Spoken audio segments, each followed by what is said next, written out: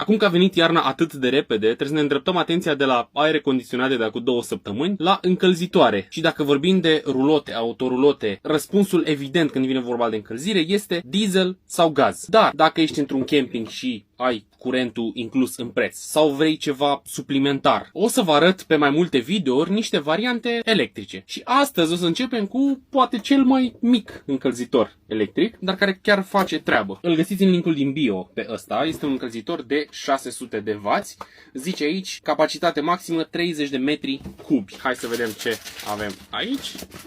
Și anume încălzitorul și niște hârtii. Cam așa arată. Este foarte simplu, un ventilator aici în spate, un element de încălzire aici în față, buton stil termostat și un buton de oprit-pornit. Haideți să-l băgăm în priză să vedem câtă treabă face aici în autorolota mea. Avem aici o priză și îl punem aici așa și îi dăm drumul. Îi dăm la maxim.